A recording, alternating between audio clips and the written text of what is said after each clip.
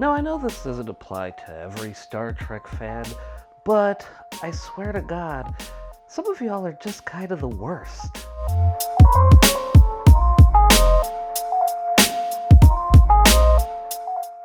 Now, I know for some, Star Trek is like the pinnacle. This is the holy grail of sci-fi. This is the gold standard of sci-fi.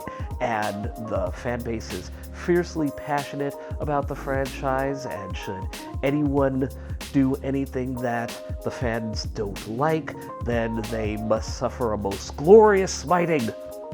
And I know that there have been some fans out there that are very vocal about their opinions on where Star Trek is going as a franchise, especially after the J.J. Abrams reboot film back in 2009. Personally, I always felt the 2009 film was a relatively fresh and imaginative take on Star Trek that I felt was more accessible to people that may not have been fans of the franchise before, but this was a good opportunity to introduce them to Star Trek for a whole new generation. Of course, he had to go and Abrams it up for the sequel, and that resulted in a disastrously muddled attempt at fan service that would hint at what we would have in store for us with his subsequent films, most specifically Super 8 and his 2 Star Wars films. But it is Star Trek's return to television, courtesy of those first 2 Abrams films co-writer Alex Kurtzman, that has fans coming out of the woodwork with fangs and claws bared. Now, it's one thing to be critical of the shows that Kurtzman and company have produced thus far for CBS All Access, but it's another thing when you have YouTubers like Nerdrotic who are expending so much energy in trying to push this narrative that these shows are actually failing, and trying to push this as if it is an indisputable fact. Taking advantage of small pockets of aggressively malcontent Star Trek fans to purport themselves as the purveyors of good taste as it relates to the Star Trek franchise and what Star Trek should be is ultimately kind of hilarious, especially with some of the tactics that they employ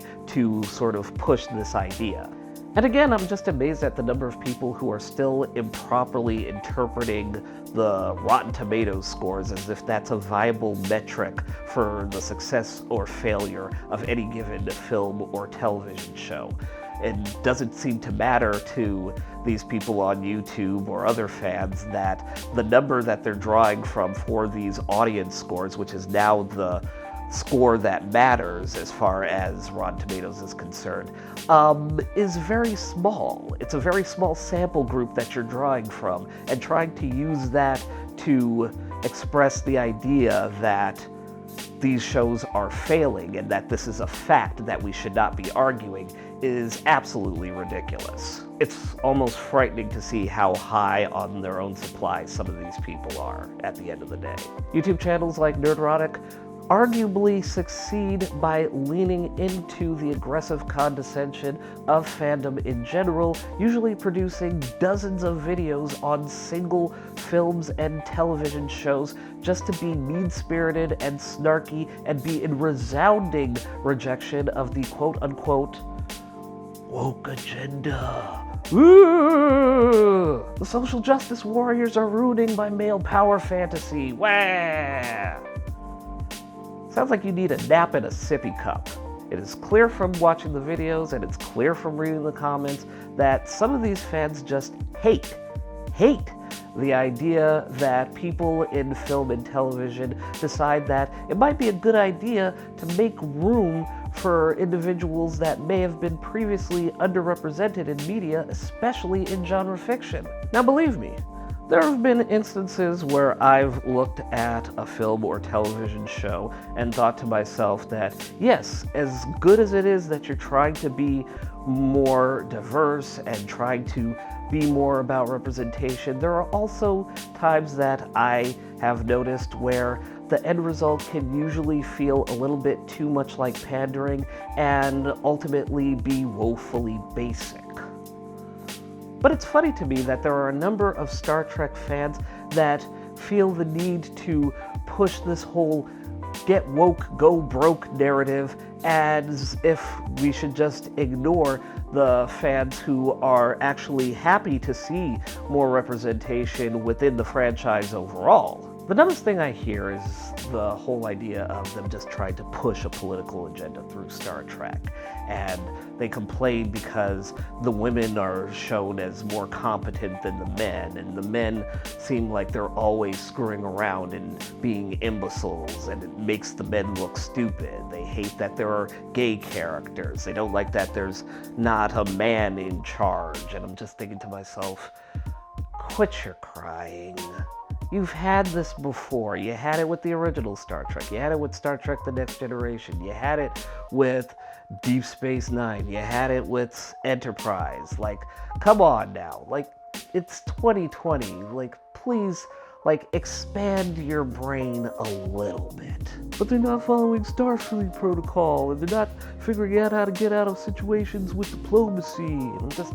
yes, that's all well and good, but is that all Star Trek is supposed to be? There's no room for any exploration beyond those things?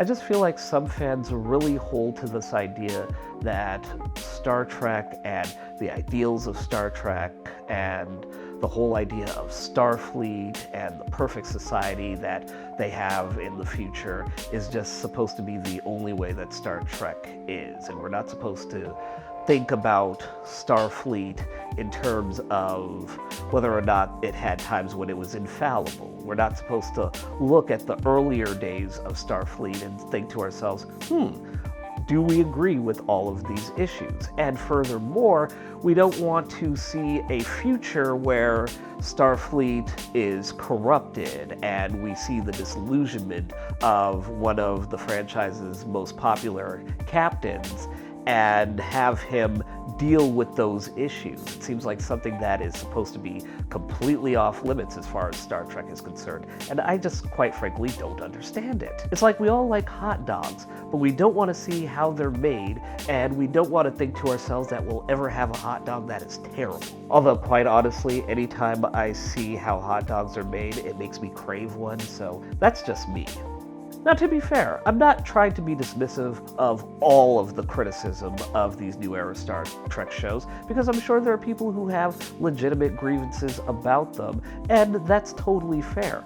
But that's completely different compared to some of these twat waffles on YouTube that do nothing but feed the egos of disgruntled fans for the sake of clicks and views. And of course, this is just the nature of the internet in general, as we've all been conditioned to take very complex ideas and thoughts and opinions and distill them into the most simplistic forms possible for others' consumption. So if you recognize pockets within a fandom that is extreme in their viewpoint as you may be, then being as sanctimonious as possible is a surefire way to build a large fan base that believes that their opinion is true and right. But again, I'm just really baffled by this whole idea of Star Trek fans criticizing these new Star Trek shows for trying to be woke, as if the original series wasn't legitimately built on being diverse and inclusive, and recognizing that to do so in this day and age, you have to expand the number of people that have been underrepresented, especially now, and realize that, yes, we do need to have more LGBT representation. Yes, we should be having more people that don't all fit a certain body type on the show.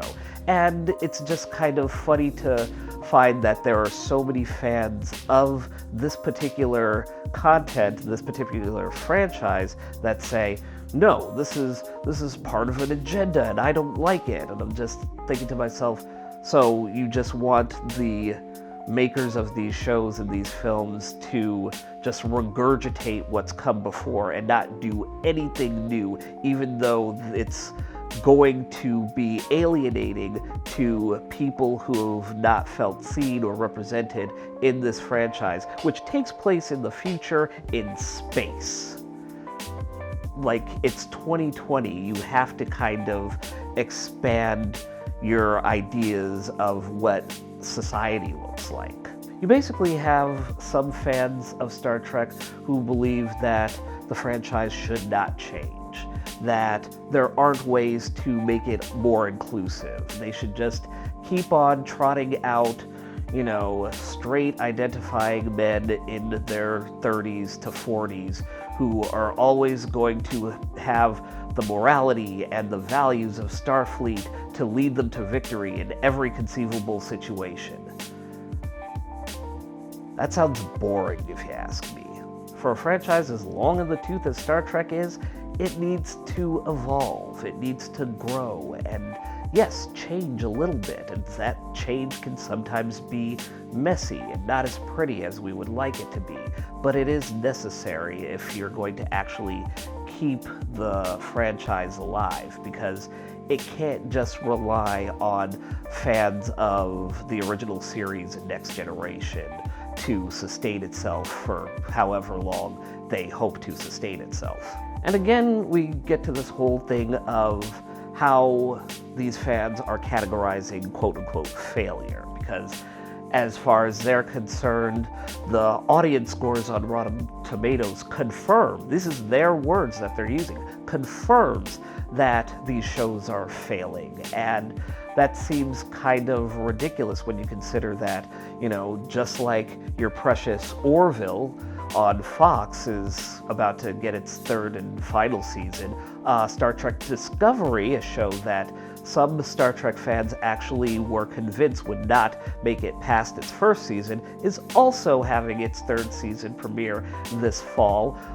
Picard actually got renewed for a second season pretty much before its first season even started, and while time will tell what's going to happen with their animated comedy spin-off Lower Decks, I'm sure that Nerdrotic will come through with another half-dozen videos after having already done half a dozen videos about how much the concept sucks to say, hey, this is a failure, and should it fail and not get renewed, I'm sure he'll be there to say, haha, I was right, because it's all he has, and that's kind of sad.